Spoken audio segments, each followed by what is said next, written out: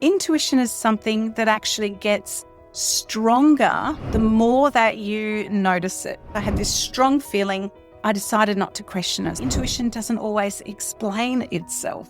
It doesn't give you the full picture. It just gives you that next step. The stronger your intuition becomes. If you listen to my last episode, you'll know that intuition is often something we override.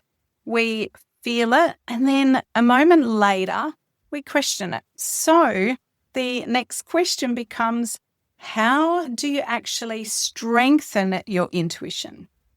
Not in a big, overwhelming way, but in your everyday life.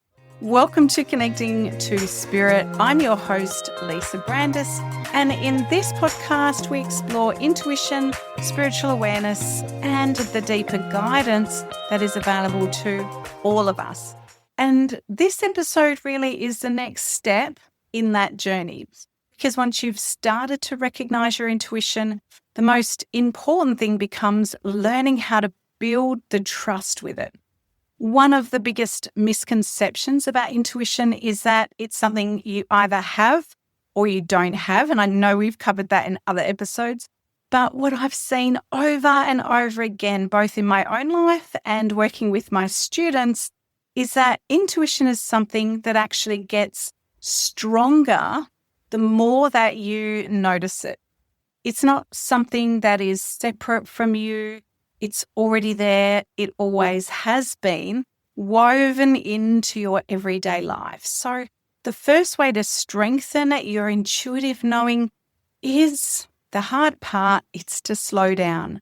Slow down enough so that you can notice it, because intuition is subtle. It doesn't come in a loud booming voice. It's not dramatic. It's often that quiet feeling, a gentle knowing. Something that kind of passes through the mind quickly. And if your life is busy and fast and constantly moving, like most of ours is, you're going to miss it. So I was trying to think of an example, and I remember this one moment really clearly. I was just in the house. I had this strong feeling, came through like a really clear message to go outside. And I felt it so clearly, and it was so strong that I decided not to question it. So I got up. I walked outside, and I remember standing in my driveway, leaning on my car, thinking, okay, what's next? Like, what am I doing out here? And then I looked up and saw a beautiful sunset, and I kind of thought, maybe my guides wanted me to experience this. And then as I was just out there in the present moment, I noticed someone was walking towards me, and they were quite a bit of distance, walking their dog. And as they started to get closer, I noticed that it was someone that I knew and that I loved very dearly. I recognized her as she got closer. She came into focus, and I realized it was my old boss and a spiritual mentor. I know you've heard me talk about Raylene. And she was someone I hadn't seen in a very long time. We'd both moved into the same area. Neither of us knew where each other lived. And in that moment, we were just so genuinely happy to see each other. And it was the first time she'd walked around the park that was opposite my house. She was just acting on inspiration as well. We ended up spending the most glorious 2 hours together. I invited her into my home, showed her around. We chatted with the family. And then by the time we'd finished connecting, it was dark outside. So I offered to drop her home, popped her and the dog in the car. And then I got to see her house. She showed me around it. And when we worked together, she had very clear boundaries, so I'd never been into her home before. But now that I was no longer working with her, that relationship had shifted. And it felt like something or our spirit guides had brought us together, not through planning, not through effort, but through a simple moment of following that impulse, that feeling that made no logical sense. And this is what I mean when I say intuition doesn't always explain itself. It doesn't give you the full picture, like go outside, Raylene's out there, right? It just gives you that next step.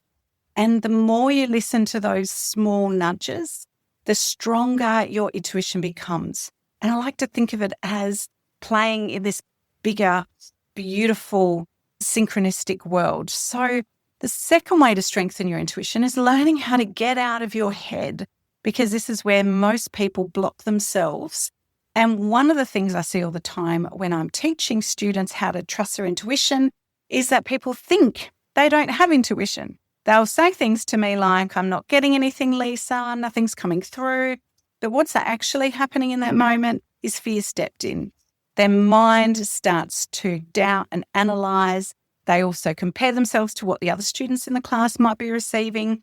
And before they've even given themselves a chance to receive anything, they're starting to block their guidance. So what I simply do is guide them into getting in the power. I get them to pause, to take a deep breath, to just come back into that moment and let go of any expectation of needing to get the message right. And as soon as they do that, something starts to come through. Not because they're suddenly more intuitive, but because they got out of their own way. And this is really important to understand.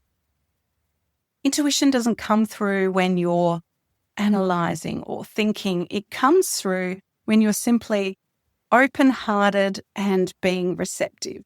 And one of the easiest ways that I've found to do that is to just take your focus off yourself. Instead of thinking, oh, what if I don't get it right? Or what if I look silly? What if it's not accurate? Instead, shift into asking your guides, help me to be of service to the person I'm doing this reading for. What wants to come through? Be curious, be open. And because the moment you do that, you move out of overthinking, you get back into the connection with the person that needs to hear that message from you in that moment. And one more way that you can strengthen your intuition is to start trusting in those small everyday moments. Not big life decisions, they're the hard ones, but the small ones, like just go outside. Because intuition grows through the relationship, okay? And like any relationship, it builds through consistency. So it might be something really simple like find me a car park, or thinking about someone and then they message you, having a quiet feeling about something, and then just be really aware of your first response to a situation. So instead of brushing it off, you just simply acknowledge it. And even if you decide not to act on it, noticing it starts to strengthen your brain interpreting those messages. And when I tune into this, what I hear is something very simple. Intuition strengthens through relationship, not pressure. Okay. It's not something you can force. It's something you begin to trust over time. So if you take one thing from this episode, let it be this. You don't need to become more intuitive. You just need to become more aware of the intuition that's already there and start noticing these small moments, those quiet nudges, those first responses, because that's where it all begins. And if you are ready to go deeper into this and you want guided support, I do teach this in a much more structured way where you can actually develop your intuition and begin using it in a way that not only supports your life, but also inspires, uplifts, and helps others. You can find all the details in the show notes. So I hope you have enjoyed this podcast episode. It's been so great for me to reminisce over those past moments, and quite challenging when you've been doing this for 20 years to come up with an example and a story that kind of highlights the basic instructions of how you too can develop your intuition and how you can get clear guidance that's going to empower you and make life just that much more incredible. So if you've loved this episode, please share it with a friend. Let me know, send me a message, catch me in the DMs. Would love to connect with you. And for now, have a great week, and I will see you next week. Bye for now.